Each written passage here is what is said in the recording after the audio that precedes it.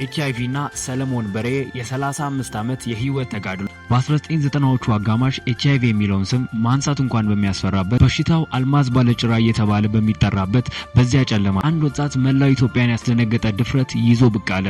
ሰለሞን በሬ በ1996 ነው ኤችአይቪ በጠና ታሞ ኤዲስ ደረጃ ላይ ደርሶ በነበረበት ወቅት ነው። በወቅቱ የነበረበት የጤና ሁኔታ እጅግ በጣም አሳሳቢ በሆኑ ካለበት ከባድ ሁኔታ አገግሞ መነሳቱ ሐኪሞችንም ያስገረመ ሁኔታ ነበር። ሰለሞን በሬ ገና በ1985 ነበር ለትምህርት ወደ አሜሪካ ያቀናው። ከትምህርት ቆይታውን በኋላ ከአሜሪካ ወደ ኢትዮጵያ በተመለሰበት አጋጣሚ በበሽታው ተያዘ። በአሜሪካ በተለይም በሲያትልና በሌሎች ግዛቶች እየኖርና እየሰራ ህይወቱን ለሌሎች ግንዛቤ መስጠት ላይ አዋለ።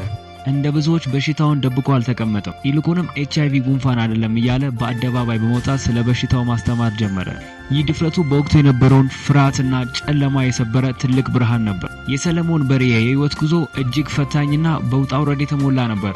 መጽናኛ ፍለጋ ወደ ቤተክርስቲያን ሲሄድ እንኳን በማህበረሰቡ ከፍተኛ መገለል ይደርስበት ነበር። ሰዎችም በወቅቱ በነበረው የግንዛቤ እጥረት ይሸሹት ነበር። ነገር ግን በዚህ ሁሉ ተስፋ ሳይቆርጥ ላለፉት 35 ዓመታት ታዋቂ የኤችአይቪ ተሟጋች ወይም ኤችአይቪ አድቮኬት መሆን በቁርጠኝነት አገልግሏል። በተለይም በኢትዮጵያ የሚገኘውን የኢትዮጵያን ማህበረሰብ በማስተማር ስለ በሽታው ትክክለኛ የሆነ ግንዛቤ ወይም አዌርነስ በመፍጠር እናም ለታማሚዎች ርህራሄ ኮምፔዥን እንዲኖር በማድረግ ረገድ የማይተካ አሻራ ጥሏል። በህይወቱ ያጋጠመው የግል ፈተናዎች፣ የቅርቡ ሰዎች በበሽታው መሞታቸውና የግል ወንድሙ በበሽታው መጠቃቱ ልቡን ቢሰብረውም ሊያስቆሙት አልቻሉም። አሁን ግን ተፈጥሯል፣ መፍትሄው ላይ እናተኩር በሚል ጽኑ አቋም የብዙዎችን ይወጣል። የሰለሞን በሬ የ35 ዓመት የህይወት ታሪክ መዝገብ ብቻ አይደለም፣ የጽናትና የእውነት ተምሳሌት ነው። ጀግንነት ማለት በሞት ጥላ ውስጥ ሆኖ አኩና ማታታ አይዞ አትጨነቅ ማለት እንደሆነ ከሱ እንማራለን። ጀግንነት በጥይት መተኳኮስ ብቻ አይደለም፣ በሞት ጥላ ውስጥ ሆኖ እውነትን መናገር ትልቅ ጀግንነት ነው። የሰለሞን በሬ የ35 ዓመት የጽኑ ጉዞ